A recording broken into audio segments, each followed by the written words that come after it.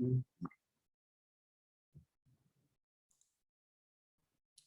Shalom Chaverot. Welcome to our Heilige Shabbos Chabura. We were doing a special part series in preparation for the Yom Tov of Shavuot, and today is Haftes Iyar and May 30th. The topic, since we're leading up to Shavuot, and of course it'll always tie into Malacha because the framework of the Malachas are really the framework of creation itself. What we want to really begin to think about, since this is the week of Malchus, the beginning of counting of Malchus, and today specifically Gvura, Shiva Malchus, we want to begin to think about this is our week before leading up to Shavuot. How would it be best to be prepared? Yes, we need all the Heilige food, all the special treats, and all the wonderful flowers that beautify our home that we can enjoy. But ultimately, we're meant to truly prepare ourselves. And what would that really mean? And how would our sages really fundamentally understand? So our first source that we're going to turn to is in Pirkei Avot. In this 6th chapter, the 6th Mishnah, it says very clearly there are 48 unique ways or channels through which we acquire our ability to receive the Torah, to acquire the Torah. And it starts off, of course, with number 1, you have to learn the Torah, and then Shmiyas Oizen, listening to the Torah. And it goes through, we'll say 47 very important attributes, qualities that a person has to have. And then it says a most unusual one at the end. Kol ha'omer davar b'shem oimroi, mevi legeula lo'ilam. Whoever says something in the name of the person who said it, will help bring geula forever. A most unusual one. It's one of these ones that almost defies description. And you really have to question and wonder why on earth, forget on heaven, why on earth this attribute would be brought. It simply sounds like make a bibliography, make good annotations, make sure you quote the person directly, and that's it. And don't plagiarize. This is one of the 48 ways to acquire the Torah.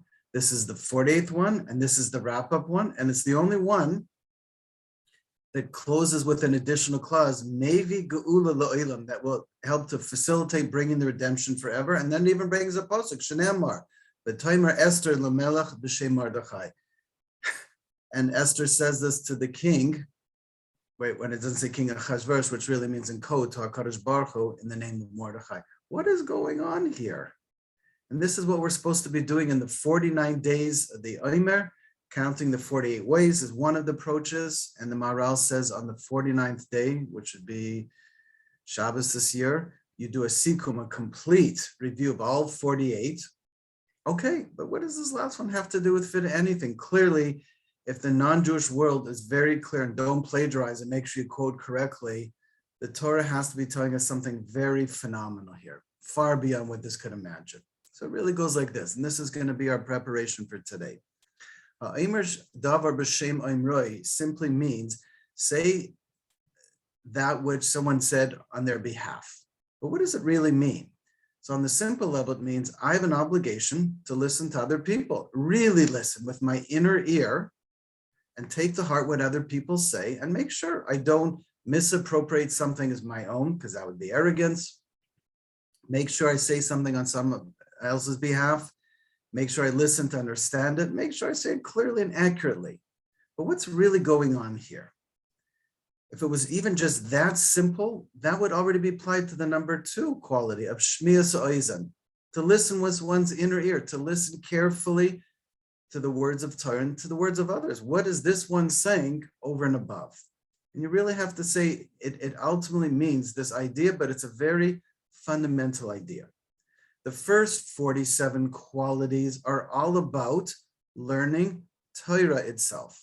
The reality of Torah requires 47 generic qualities. The 48th is something completely different. It's a klal. It's a universal global principle that is tied to every single person, which means what? And you have to really listen carefully to understand what's being said here. What it's really saying in code, and you have to think here, that at the end of all 47, you know what your goal is? You know what the mission is? You know what the ultimate purpose is? To have those 47 qualities? Not just to learn Torah, to acquire your own portion of Torah, your own unique understanding of Torah, your own wisdom, your own inner truth. At the level you see it for this year, you're uniquely meant to acquire and have your own portion of Torah that's ultimately tied to your root soul for that year. That's what it means. It means you actually have to learn the Torah through the 47 qualities and apply it to Torah to come to understand a little deeper, who are you truly? What is your root soul? What is your divine inner essence? As we've been talking about through the 39 Malachas, Baruch Hashem, we're close to finishing the first section, Hoidil Hashem Ki Tov. We've been learning about Arma, the Daled Yesodos, the 4 elements of fire, wind, water, and earth, and we're trying to get more deeply into our inner essential self. But what would be the goal of that in the end? Yes, in a general sense, and it's no small thing, to build ourselves as a mini Beis Hamikdash. Okay, but further, that's it? Now that'd be an incredible thing in itself, but what does that really mean? This is what it would mean. That when you build yourself as a mini Beis Hamikdash, you are helping to bring out a portion of Torah in the world that only you, and singularly you, can reveal in your own unique and special way. And this is what Pirkei Avos is telling us, that once you acquire these 47 generic qualities, it will help you to connect more inwardly to your divine inner essence, which we will call Bein Adam L'Nafsho, an ability to relate to your inner divine essence, and through your inner elements and your qualities. And when you do that, what will happen? A wellspring of inner wisdom will come forth, whether it's Chidushei Torah, new insights in Torah, whether it's the realism of Torah that you've learned before, and you're now coming to internalize and feel on a much deeper visceral level, or it's, aha, I finally fall into that which I could not understand before, and now I get. Kol ha'amar davar b'shem omro really means once you get to this place and you fall into yourself and you awaken this chelik of Torah, you come to understand the innermost part of your spiritual essence. But it doesn't stop there. What does this require? You are now obligated to speak it out into the world. You are obligated to speak, to reveal it, to bring it out in this world. And it's no coincidence that by Rosh Chodesh Sivan, which we're on Erev Chag right now for the month, it also means it's the last third of the year. And the third trimester, in terms of pregnancy, is when something becomes fully revealed. So Sivan, Tammuz, Av, and Elul is the last 4 months of this year. And that's the final third where everything comes fully revealed. So this last one is telling us, don't be shy and bashful. Connect to the Torah. Find yourself. Awaken your inner portion of divine wisdom. Connect to it intimately and be bold and courageous and yet humble. To bring that out into the world as a flag banner for Kadosh Baruch Hu. To say, this is part of Hashem's Kavod Shemayim in this world. This is part of honoring Kadosh Baruch Hu and his spiritual truth coming through me, who I truly am, and what I really ultimately stand for, and the innermost part of my being. I now have to be bold to speak it out in the world. And then the person who is listening, or people who are listening, have an obligation. They have an obligation to listen. That's the second quality. And to say it, b'shem oimra, why is the big question. And this is where it comes to the awesomeness of what Pirkei Avos is telling us in terms of acquiring the Torah, what going into Shavuos is, and how we as a Jewish people are one intimate soul family with an ultimate spiritual root that unifies us all together.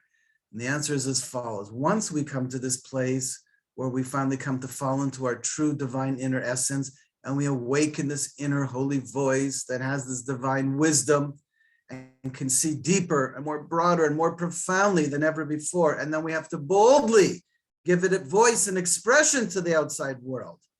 We need someone to listen.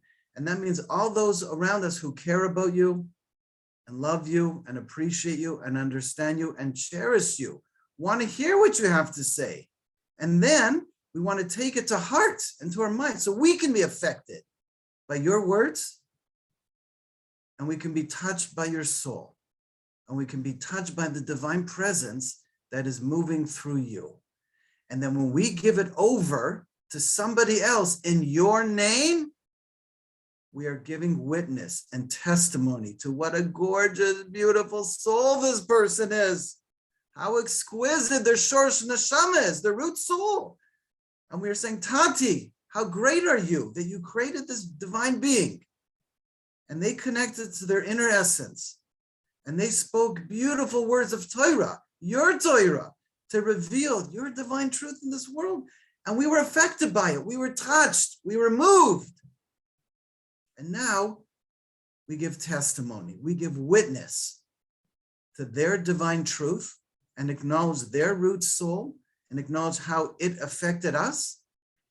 And when we give testimony and we say in the name of the person who said it, we give testimony to HaKadosh Baruch Hu and his kavod, his honor and glory in this world, his honor of Torah, that person's honor of Torah, that person's spiritual essence, the importance of that person,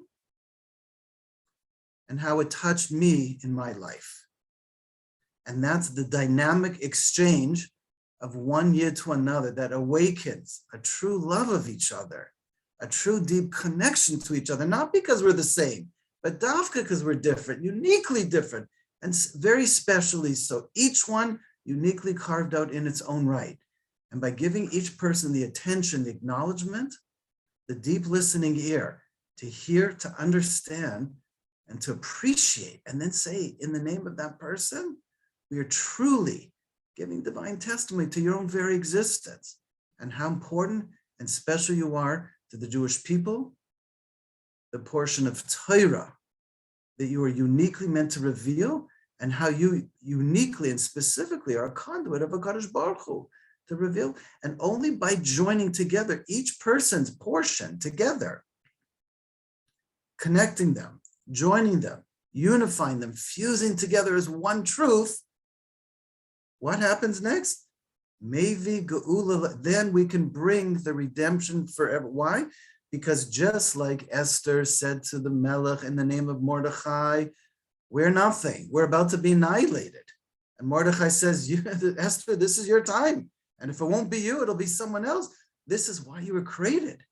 This was your very purpose in this world. This is why you exist for this moment in time. To speak to, not Lamelech, Achashverosh, Lamelech, the king, HaKadosh Baruch Hu, in hidden form. And Hashem is saying, come out of hiding. Dare to boldly be yourself, your true inner divine self. Connect to your own unique divine wisdom anew this year at Shavuos. And in this final week of Malchus, we get ready to makabel that. And we get bold enough to say, don't keep quiet.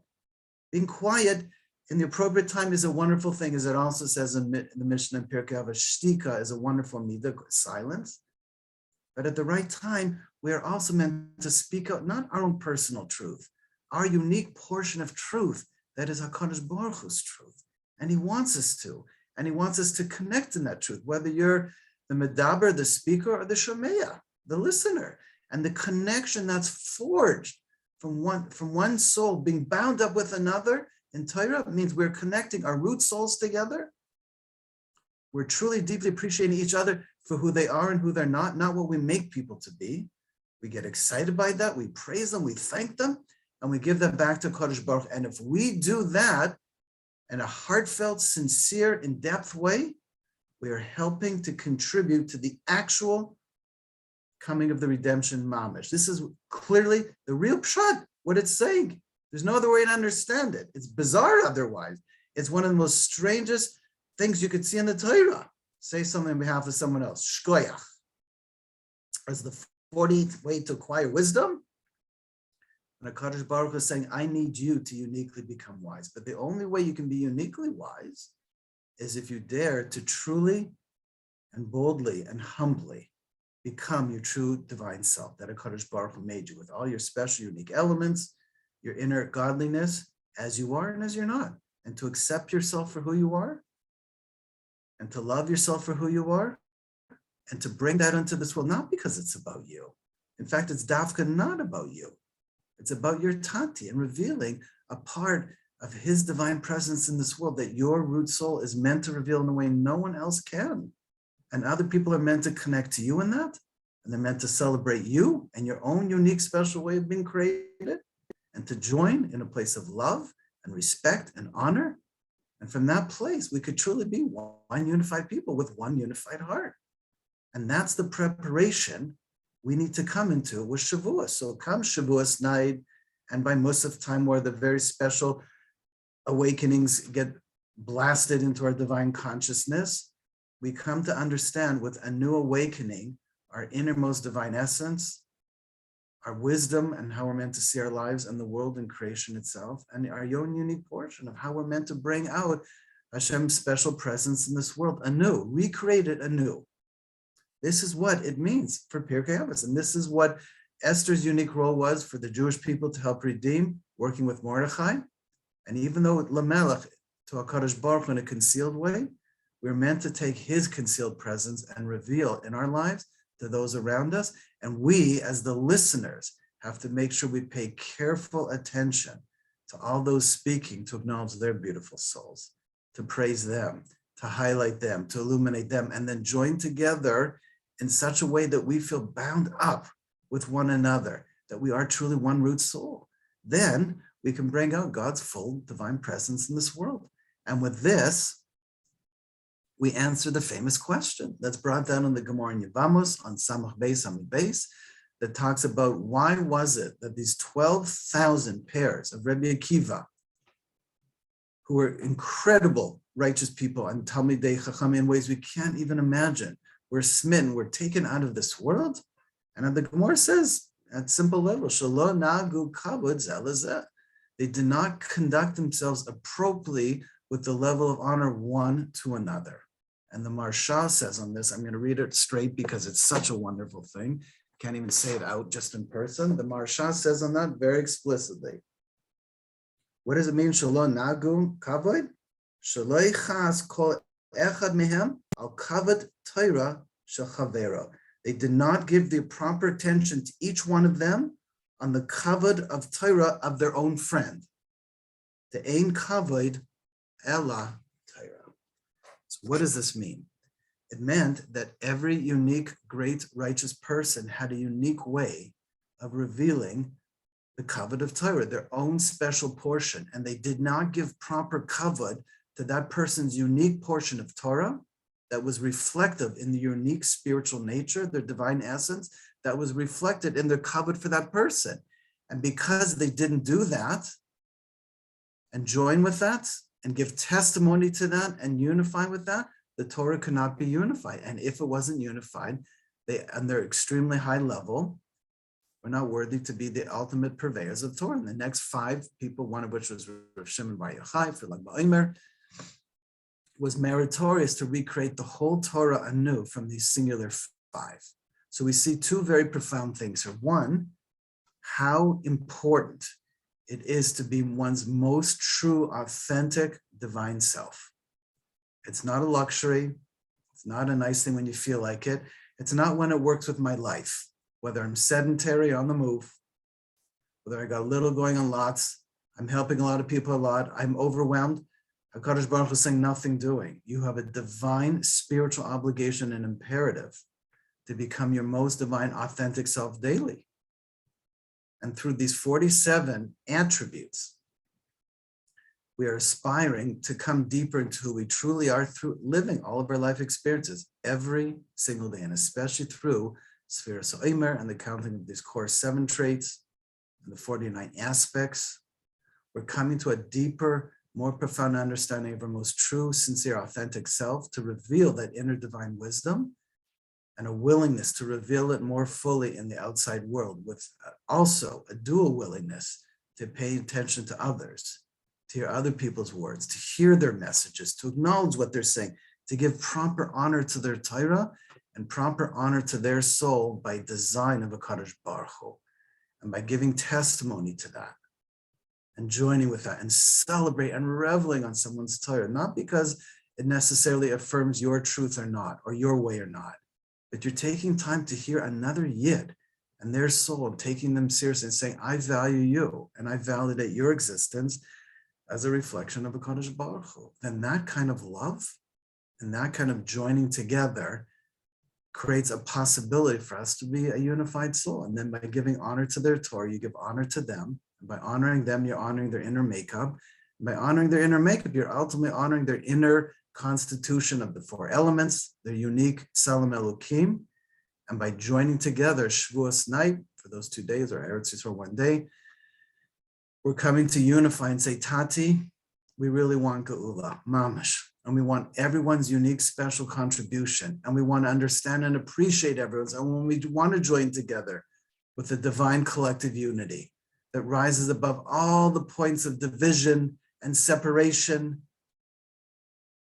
we're tired of that. We want to join all our souls together because in essence, we're really nothing of our own. We only are a reflection of your divine presence in this world in a unified way. And come Shavuos night, and through the morning, when we want to makabel Torah, we don't want to just makabel our own individual Torah. We want to makabel the collective Torah, to give more kavod to your divine presence in this world, to reveal the Shekhinah in a much greater way, in a way that it can be mevi geula la'olam mamish. This is the specialness. So the opportunity, and now we're going to throw it open for some questions. The opportunity of this week, the Shabbos before, which will be the 49th day, Malchus Sheba Malchus, is to internalize your own personal kavod. And not that I'm an honorable person. Hey, everyone recognize me. No. My true innermost value only comes to bear because my existence is reflecting a Kadosh Baruch Hu's reality in this world.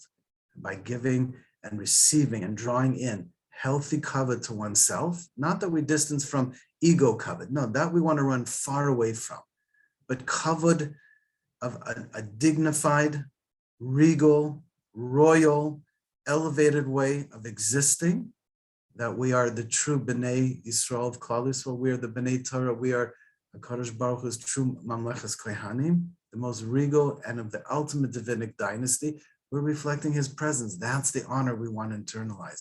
And to the extent to which you can truly acquire that for yourself in a healthy way, you can have healthy esteem and have a true sense of divine love. And then by extension, give it to others, because you don't need the jealousy or the gaiva, right? As we know, kina taivan kavod moitzina soilam min oilam, that jealousy and desire and honor push a person out of the Hashem's will. So the opposite, Torah, avoiding gemilut chasadim, learning Torah, davening gemilut chasadim brings a person into Hashem's world. So we want to extend kavod to others through our own internal kavod. And our own internal kavod simply means the internalization, the deeper acquisition of our Tselem Elokim that we identify with on the lowest level of our Nefesh Bahamis, that it becomes Nefesh Elokis. We perceive our divine elements in a godly way. We see that within ourselves. We have a commitment anew to acquiring a new portion of Torah so we could see that in all others, join with them, bring out the very best in them. And in that schus, we should merit to have a truly unified Shavuot, where we receive a Kadosh Baruch Hu's Torah individually b'shleimus in a more whole, complete way, and as a collective more b'shleimus. And we could truly be zocheh to sing mamash, the Gula Shlema, la'olam, as it says in Pirkei Avos. This is what we ultimately need to fix with the Talmidim of Rabbi Akiva. It's a very lofty thing to aspire towards, and yet, this is what the world is greatly lacking. And the only person you're ultimately meant to change and to reawaken and discover anew is you. This is the Chiddush and the true beauty and opportunity that Pirkei Avos is telling us how to acquire Torah anew, your divine self anew, and dare to more boldly and humbly live the way we are ultimately meant to. Thank you. Okay, comments, questions, or reflections, please. Giving lots of extra time because there's a lot in this Torah. There's a lot more to say, obviously, but we're just keeping it simple and clean for the moment. Okay, comments, questions, or reflections.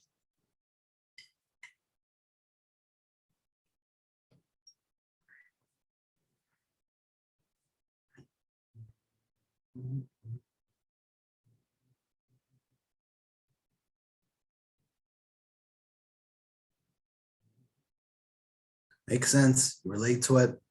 What parts speak to you? How would you work on it this week? Let's work on this together. We have the time. Again, we have a nice intimate group. We want, just like we want everyone to speak and we want to listen to them, we also want to hear from you too, please.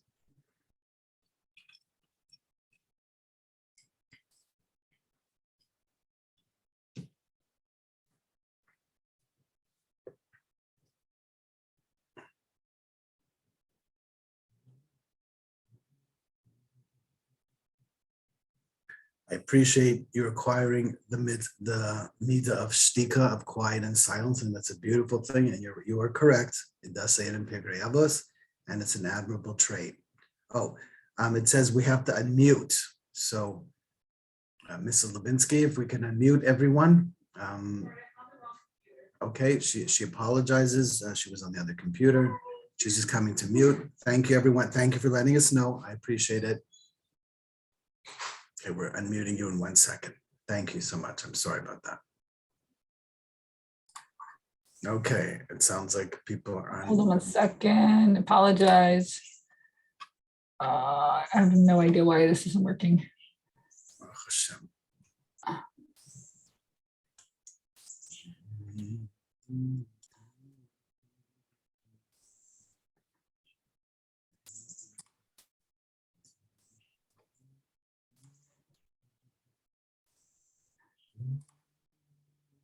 So while this is getting unmuted, let me just make the point really clear for going forward. Shavuos night, this is what you really want to open up to, whether you're in shul, beis medrash, at home, whatever you are and wherever you are.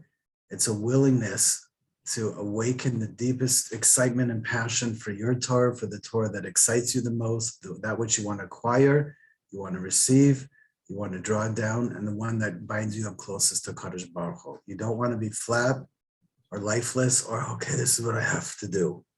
We want to get ourselves very much stirred and awoken, because only from that place can we really be makabel the Torah. Can we truly receive the Torah in its true sense? This is what we're ultimately trying to acquire. It's anything but easy, but you really see it's not just learning, and it's not even just acquiring my own portion of Torah. It's a stronger, courageous, bold effort to be more full of your true divine self, not for your own sake, but for Hashem's sake. It's a tremendous thing to look at Shavuos that way, just tremendous. And to learn from that place and also help bring out other people the same and to join together in that. That's really the excitement of Shavuos. And you can see why. Okay, it says, please message me to unmute for now. Okay, I don't know what, okay. Hopefully, I don't know why that is. Can anyone unmute themselves? Most unusual. The Sutton's working hard because he knows that today Dafka said we want to hear from everyone and we want to bring out everyone's voice. So you should not be discouraged anyway. We're going to ask HaKadosh Baruch Hu, please, Tati, open the listening skills, open the capacities, not let this computer in any way hold us back, because we want every person to speak, to have a voice, to share their beautiful Torah, their ways of looking at things, and ultimately nothing can hold us back. We're not meant to be held back in any way. So we should be zeich to breaking through that, hopefully very soon, if not now. Okay, yes, I don't know what, do we need to log out and log back in? Just anyone who wants to speak, just put it quickly in the chat to say, please unmute me. I'm sorry, I don't know how to fix it right now other than that. Okay. Oh, I mean, if they text you, then you can unmute them? Yes, I can. So why can't you just unmute each person one-on-one? I don't know. I would unmute everyone, but then Okay, Rivka Levron is opening up, so just start with her, please. Thank you. It's not working. Okay. It may be because I'm unmuted. Let me mute. I'm going to mute. Okay, no. Okay. This is very unusual. I Okay. apologize. I have no idea. Okay, now. Okay, good. Let's go, please. Come on. Okay, good. Okay, so the question I have is, women are not obligated for learning Torah, and we know that it's a mitzvah to stay up all night on Shavuot night. But Batsim, we are learning, and we're very dedicated in learning. And so how does that change the halakha, does that change? Like also women who count Sfirat Omer, does it change? Do you say it with a, I mean, I don't because I'm Sfaradi, but women who Right, do you okay, say it with okay. a feminine nusach, or how does it work?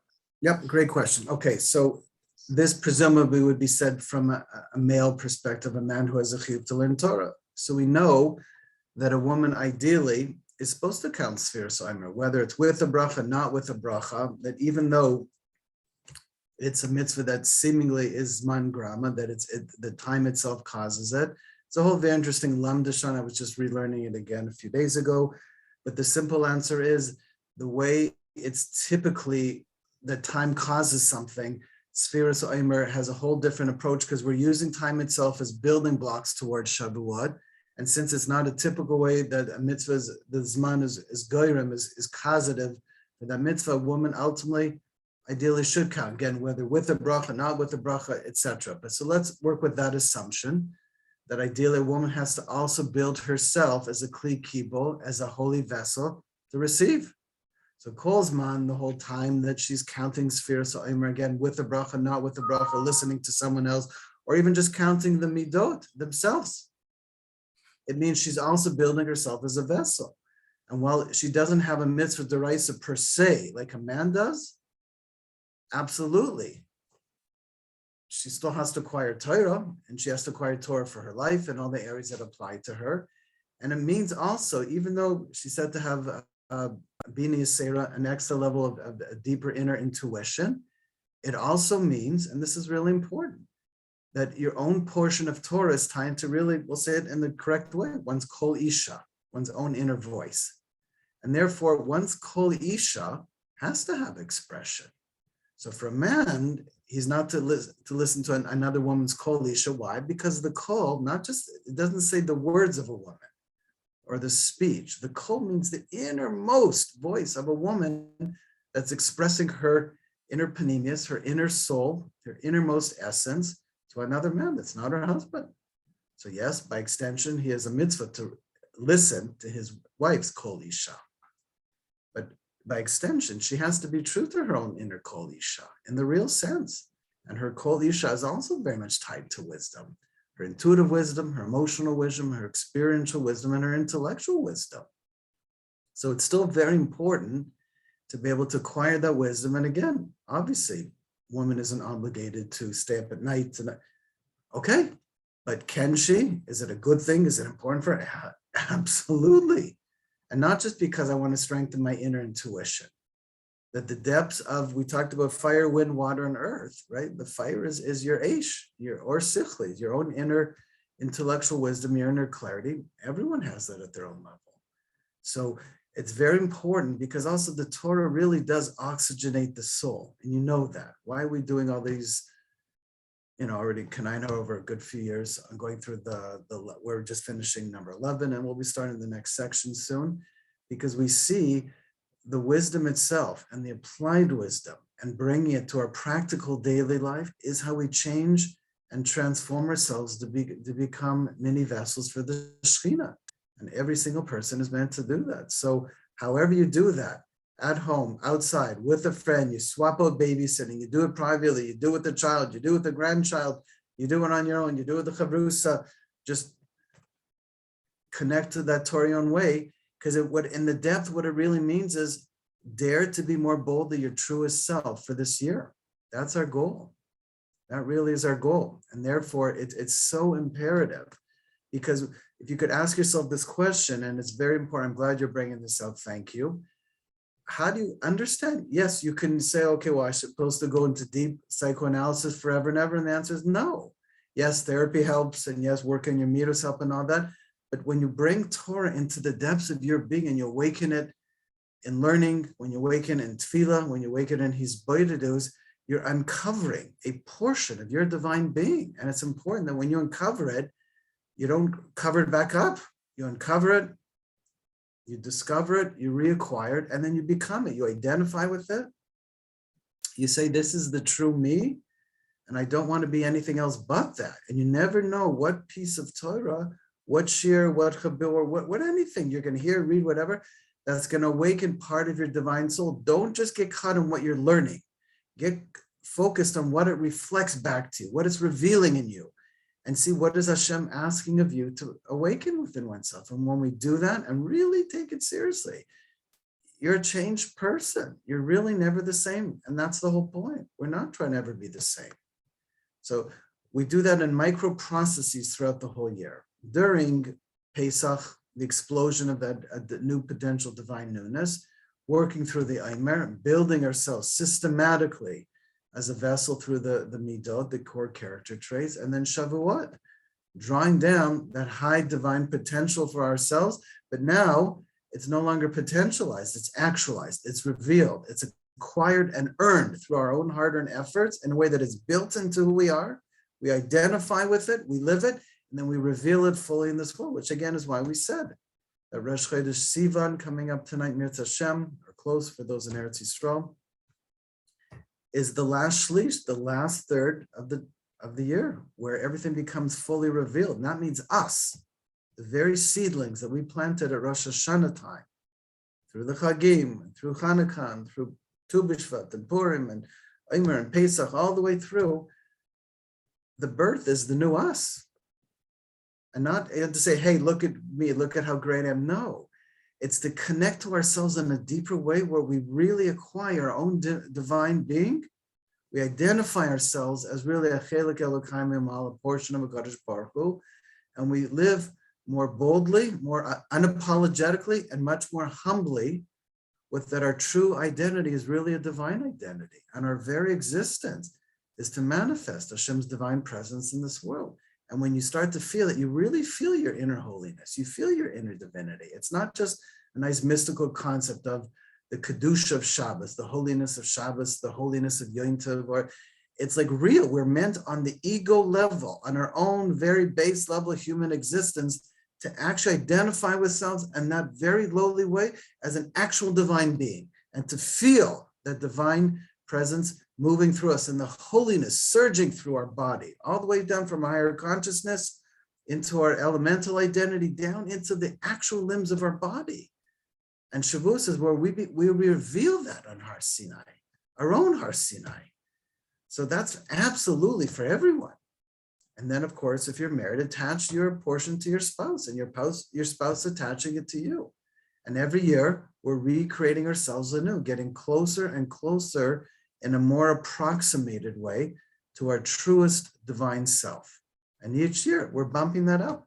So that is our goal, fundamentally so. And of course, the more we do that for ourselves, the more we have the capacity to see that in others. It's not just for ourselves. Because if it is just for yourself and you're not equally or even more trying to help other people too, then you know there's still a portion of arrogance of like, look at how great I am. Shouldn't stop with you. By very definition of discovering your inner elokus, your inner godliness, it should lead to a greater expansive inner power to incorporate, include, and lift other people up in that process. So that's what we're aspiring to. Very important.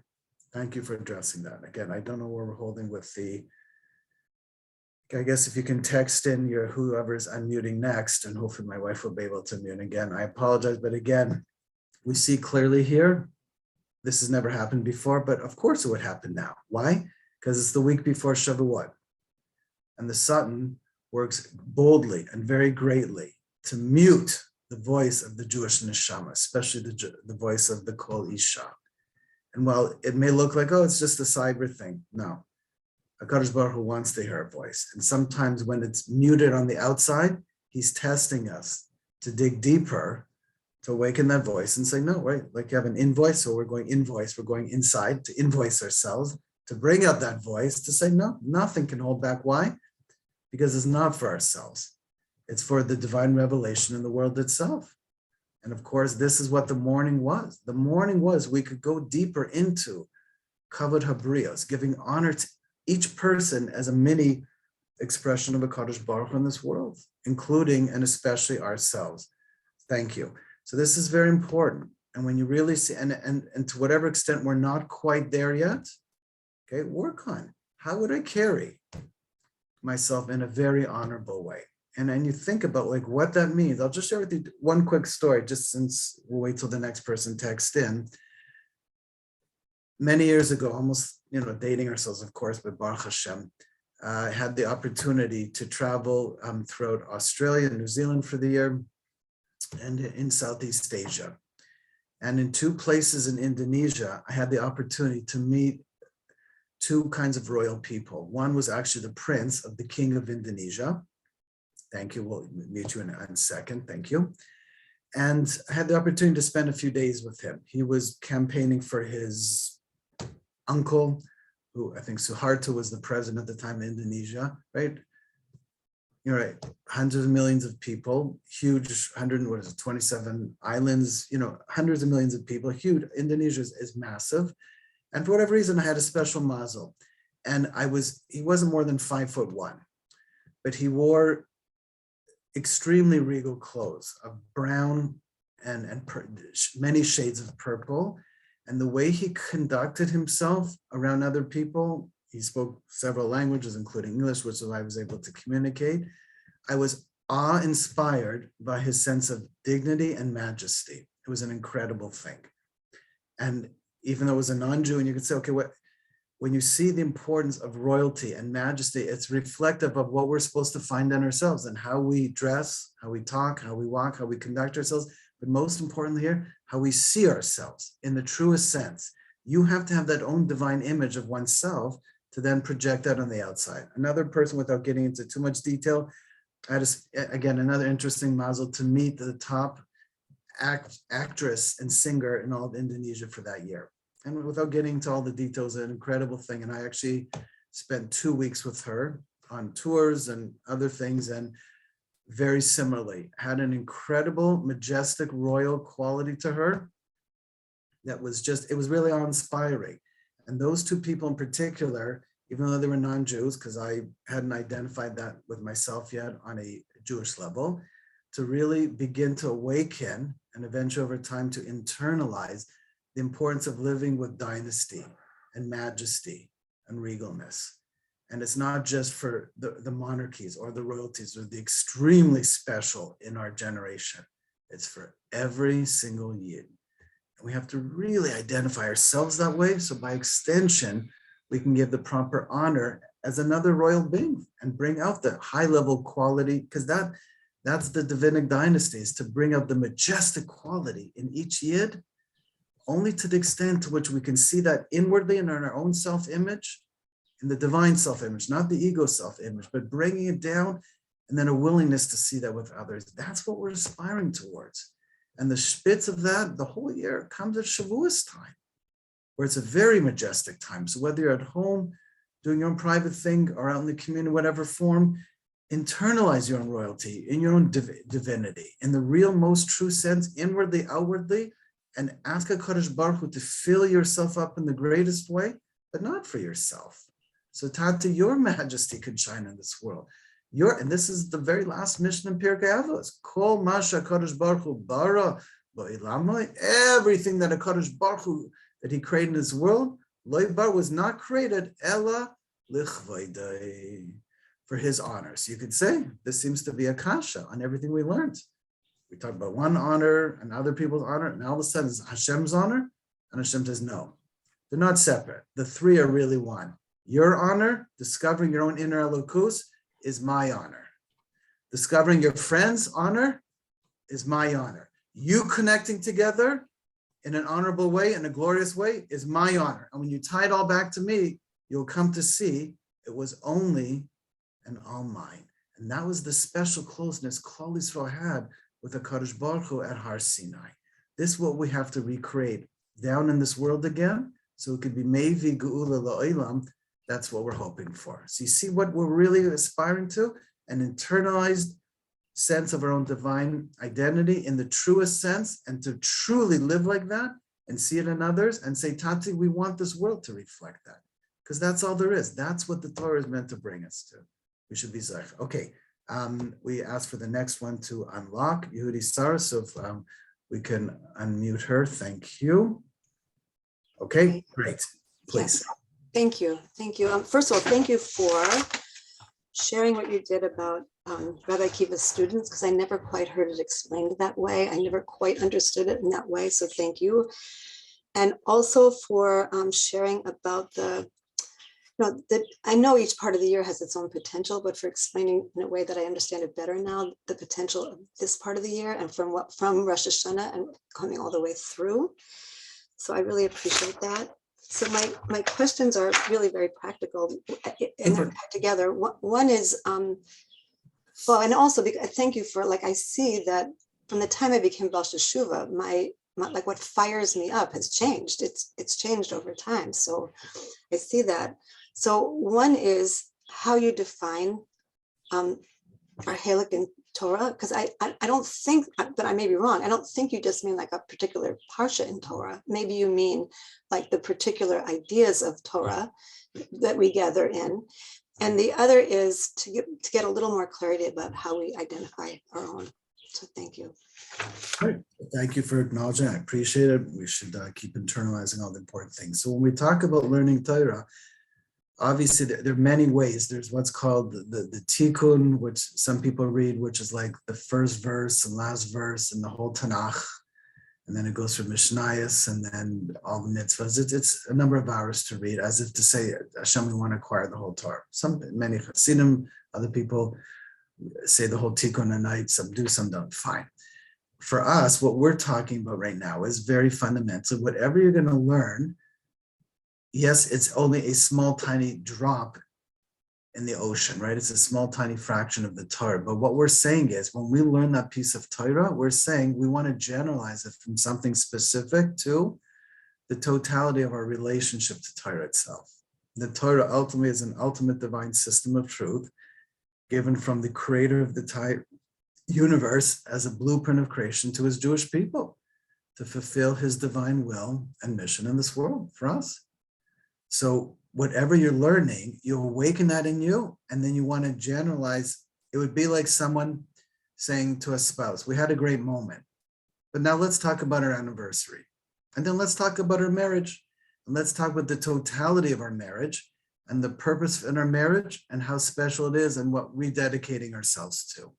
So you're taking something very specific and you're trying to generalize it and bring it to a larger perspective where you can relate to the whole of the Torah, the whole of your relationship to Hashem, and the whole of your avodas Hashem. So the larger you go on a macro level from that thing, the more dedicated and strengthened our devotion that we become, driven by passion, driven by meaning and purpose, driven by the pleasure of the Torah, and driven by the unbridled nature of no matter what is going on in the world and how crazy things are and maybe how despot some things may appear to be. And we see there's a tremendous amount of that in the world.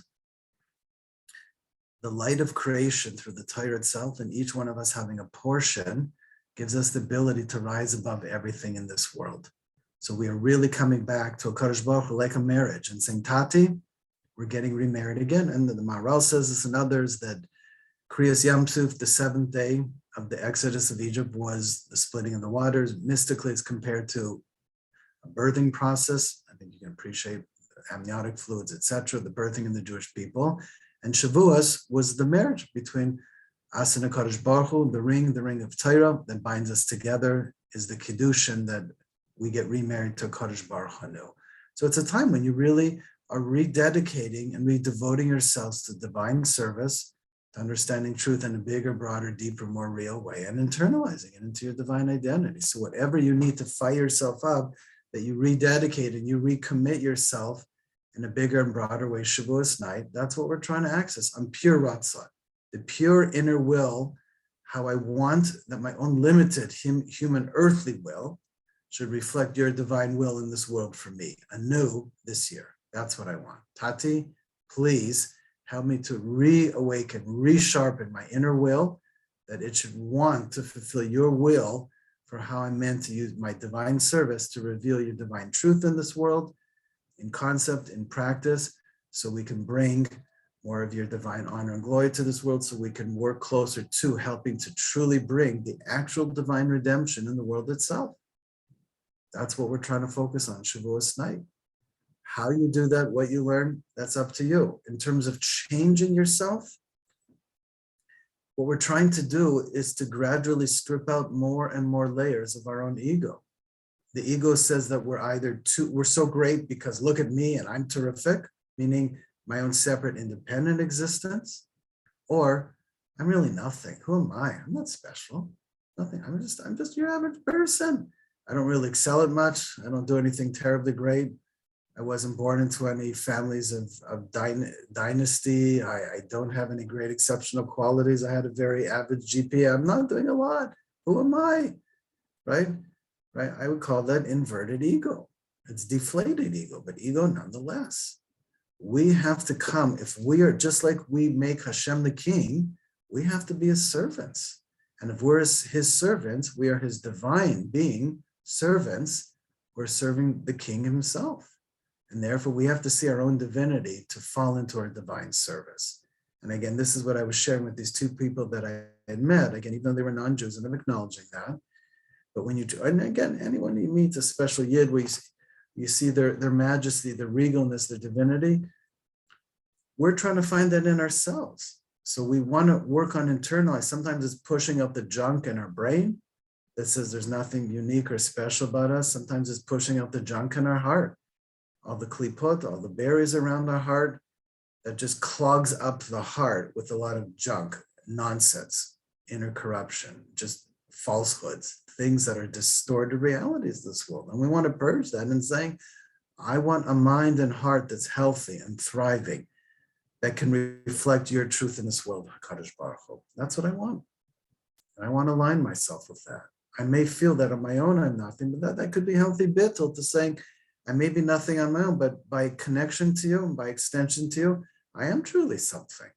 And I want to use my true somethingness to reflect your everythingness in this world. That's what I want. And I want to receive that portion of Torah. So help me to internalize a divine image of oneself, of myself in this world, so I can more accurately and truthfully reflect your divine presence. It's a very powerful thing to do, especially on Shavuos night, because we want his truth. But why? To reveal his divine presence in this world. But you have to remember that comes through you, which means it is a portion of you. That means you can't be afraid of your holiness. You can't be afraid of your divinity. You can't be afraid of letting go of the different aspects of your ego that defines you as a separate human earthly being. Don't be afraid to trade them up. Pesach night, we did it just to break out of the shackles.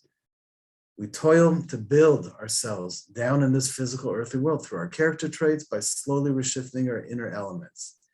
And come Shavuos, we acquire our ksarim, our inner crowns, and we wear them very proudly, very majestically, because we understand. You really think about what the role of the Jewish people are in general and our unique role in this world and what we have. It is so incredibly special. And your Tati, the creator of the entire universe, made you absolutely unique and special and individual to bring some spark of his divine presence will that no other person has or ever will, from the beginning of Adam and Chava to the end of time. No one? Wow. I have something unique. And every year at Shavuos, we uncover that, we reveal that anew, and we do that in a humble and bold way. That's what we want to reflect on. And be very joyful about it, even if we're tired. Be joyful, be elevated by it, and be more deeply and boldly committed to more living and seeing yourself in a divine way. And all the nonsense and the distortions and the corruptions and the shtus that's coloring that, just remove it. Just saying, I don't want it to cling to me anymore. I'm just stripping it away, right? Just like you can have tartar on the teeth, I want to push the tartar away from my soul. This is what we need to do. You got to be passionate about it. You can't be a lemelach about it. You got to fight for your own divine truth. You got to fight for your divine identity. And in the end, you're really fighting for kavod shemaim in you. Okay, Yehudi Tsar, anything more you wanted to follow up with? Again, she's muted. So if we can maybe unmute her, or if we have someone else who wants to speak, please feel free. I hope this is making sense. I hope you're relating to it. And again, we still have this whole week to work on this. Really important. It's just, It's not just important for the week of the Omer, and it's not just important for Shavuos. And it's not even just important for your whole year. It's important to the very fabric of the Jewish people, the Jewish people's mission for the world and for creation at large. That's how important it is, not to put undue pressure, but to feel the intensity, to realize this is so important and special, right? And we need all the divine assistance that we can. And this is what we're asking HaKadosh Baruch Hu for in this week of Malchus. As we draw down this final trait to say, Tati, I am nothing, I have nothing, there's nothing but you. But we want to makabel, we want to receive everything from you, and we want to see it in our own unique, special way, so we can be a true representative for your divine presence in this world. Okay. Other comments or questions, I guess, however, we have to text it in. Can I ask a question? Please. So you said that, each of us as our souls have something unique to bring, and no one would ever be able to bring that before. So does that mean that each time we are here, each Gilgal has a new spark of divine to bring back into the world? Or is it the same thing that we're bringing each time? Totally different. It's the upgraded part of your soul that has yet not been fixed, says the Arizon Shar Gilgulim. The parts that were already bishlemus, now that's a much deeper question. How does the soul split? Which sparks stay up? Which sparks come down? But the parts of your soul, because there's different main portions of the soul, right? There's what's called Naran Chai, the 5 levels of soul, Nefesh, Ruach, Neshama, Chai, and Yechida. But there are many levels in each one. So those parts that were already fixed stay up in their future world, they're done. The parts that are the next stage of those sparks that are unrectified at the next level come down, that Hashem calls it you. And at your baby naming or brising, he says, okay, this is your name. This is your neshama. And we said the root letters of the word neshama is the word shame. So your name is now, hopefully through divine spirit, giving guidance and direction to your divine mission in this world for this lifetime, coupling to everything you did before, and obviously who you're meant to be with, what you're meant to do, all unique to this lifetime and that particular generation. Imagine that. It's just utterly beyond, and that Hashem is co-regulating, meaning with us. We're partnering with him. Every soul spark. You think of 7.4 billion people in the world, each person their lifetime, and every moment, all the forces of death and life coming in and all. It's just magnificently beyond comprehension. It's our job just to own our lives and our divine spark and ask it to come out of hiding. And just as Esther was asked to come out of hiding to speak to the Melech, B'Shem Mordechai, we're asked to do the same thing. Come out of hiding from your ego. Come out of hiding from your human existence. Come out of hiding from this natural world that makes you think it's just a physical world. Mother Nature, she's great. She's incredible. I'm just a human being. I live, party up and live, have a good, healthy, enjoyable, pleasureful life, because that's all there is. And when it's your time to go, it is. Whether it seems like it's in a timely way or a little laden with tragedies and untimely, but that's it. And we say, no, nothing couldn't be further from the truth. Your moment of entrance into this world is perfectly divinely timed, and your moment of exit in this world is perfectly divinely timed, B'Shah Tova. And your moments in this world and your mission for that and how we're meant to live for our namesake, to reflect Hashem's namesake in this world.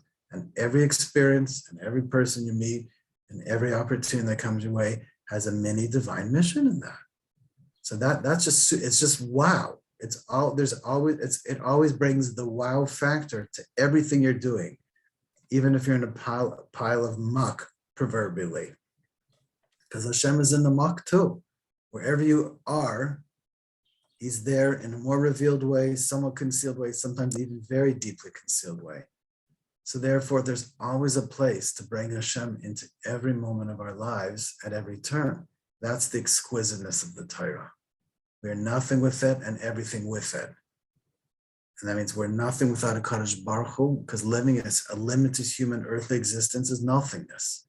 It's literally nothingness. Inflated ego is non-existence. It's counterfeit reality. No one feels good about that. And when you pass and move to the next world, that's what you're going to see. Okay, Malka, sorry, you're up. I see your phone is unmuted. If you'd like to No, see. I just unmuted because I got a little note that said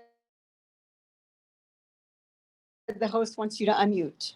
I'm just listening. I'm taking it in deeply. Perfect. Okay. Thank you. Nice to hear your voice. Thank you. Thank you. That was your moment of, okay. Others. Okay, good. But okay, we still got another, I have to stop about 20 after, but let's go. We still have another 10 minutes. Yeah. Rabbi Labinsky, I Yes. was unmuted by the same, so thank you. So I think this is like so amazing how you presented today, but it always takes me a while to soak it in. Me too. And the outside world, and I live in a very outside world, is very distracting. And I was wondering if you have any opinions, views, understanding of how we ignore or even withdraw from the outside world, even though we're a part of it? Or is it better? I'm just not sure. Sometimes I think I just need to move away. Okay, you let me know when you're moving and where you're moving. We'll try and be behind you here. Okay. I think your point is a very good one. If this was just so, first of all, you should know whatever I'm saying now takes me a lot of time to absorb too, so we're all on the same page. It's a divine gift that with no notes and nothing, it comes from above, and then I have to actually pay attention to what I said too. So we're all on the same page. So while for every point of attraction, there's a parallel point of distraction. And so your point is very importantly taken, that there's an enormous number of distractions in the outside world as well as the inside world. So we have to gradually, right? One of the greatest creations that ever was, something very small, is earplugs. It's a very unusual thing. You put these little foam or whatever, cotton, whatever you can put in your ear, that muffles the sound enough that it blocks the outside world enough that you can actually hear and feel the deeper vibrations of your inner voice. And all of a sudden, the outside world is muted and your inside world is accentuated. So we have to learn how to, just like, and perhaps maybe what we saw today is your answer, just like Hashem muted each one at some level. That's the koyach that on one level is trying to shut us down. We also have to work on muting the outside world. So interesting trivia fact, but just to show you, when the reality of news was first created, I saw this as a Trivial Pursuit question many, many years ago, but it just stuck with me. It was very intriguing. How was news created? Well, there's a lot going on in the world, and we want the public to be more informed. So what is news? It's an acronym for North, East, West, and South, which means the four directions, the four corners of the world. We want to show you what's new. So if you learn from what the news is, from the Dalit Kanfei Sa'aretz, the four corners of the world, we have to plug into what's new with us, what's new with Hashem's world, what's new with his creation. We have to listen on the inside by muting the outside news, but getting more deeply connected to the inside news. And that means what's new is anything and everything in the Torah itself, and not just in the learning of it, in the thinking of it, in the speaking of it, in the feeling it, in the practicing it, and bringing it to this world, is to create a new reality in the world. That's what's attractive to us, to the soul. When we get distracted, it's the outside world. When we get reattracted, it's to the inside world. So that's what you're really asking. I think that's a very important point for all of us. This time period from Pesach to Shavuos through the Sfiras Oimers or Mini Kol Mayed is to deepen our inner attraction to what's most important in our inner world and how we reveal that in the outer world. And even if things in the outer world are bothersome or troublesome or disturbing to you, convert them into what's the theme, what's really bothering you. Find that parallel point in the Torah and learn about it. And learn it as a merit for the world. Learn it as a protection for the world. Learn it as an elevation for the world and your own inner world. And rededicate yourself to that. So whatever the thing is, whatever the thing is in the outside world, be bothered by it, but don't get caught up in the outside world. Say, where is the parallel point that exists in the Torah? What is the divine truth and divine reality of that in the Torah and Hashem's world? And strive to learn about and become it and bring it to the outside world. Guess what? You won't have any time to focus on anything else because you'll be so drawn in by what the Torah is an all-encompassing reality for Hashem's world, his existence in your world. there's no place to get distracted. If we just keep bringing it back in. So just remember, for every parallel point of distraction or disattraction is a parallel point for attraction, and then vice versa. So we want to push away the distractions, and we want to convert the disattractions to greater attractions. If you focus on that, and you want to do the right thing, and you commit to doing that, you'll see every single thing. I used to watch the news, and once in a while we'll get the quick headlines on an email or something. This is what I'm doing to convert the news when I do, and most times I don't, because it was very disattracting to me. And I realized what my soul was drawn to is I want to know what's new in Hashem's world. I want to know what's new in myself to help the world to a better place, most importantly, starting with myself and building out. And the more you find that's new, you realize Hashem is continuously renewing the world with his divine goodness. That's what's new. If we keep growing and developing that in ourselves and others, there's more newness and goodness fundamentally, intrinsically, than you could ever imagine to have, ever. And all the kookiness in this world just reminds you what a world is like that's void of God. Right? When you void God out, and you have just a basic human existence, this is what you have. And the more you void God out, there's no depth to which the world can sink to in a godless world. And the reverse is there's no heights to which the world can ascend to in a God-filled world. And we should merit to live that way. So that's how you rework the distractions into greater attractions.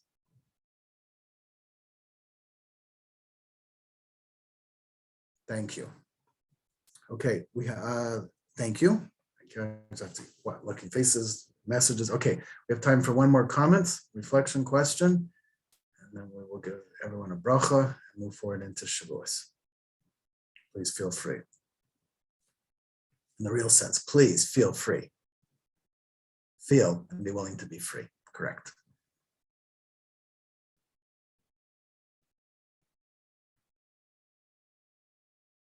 And if there isn't, that's fine. We'll wrap up. So if no one has anything else to say, that's just fine. Okay, so we'll conclude with this, and I'll give you something practical to work on for this week in Shavuos. The main point for today is dare to be more fully divine, plain and simple. Oh, my wife says not able to unmute. You want to? Malkasar, do you want to say something? My wife can try and unmute you. Oh, okay. Yeah, can you hear me? Oh, good. Now we can. Perfect. Thank you. Thank you, Basia.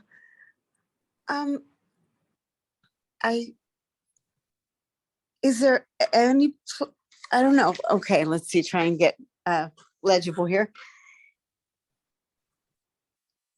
Do you ever feel like you're going to be too disconnected from the people who are not on this wavelength if you never check the news?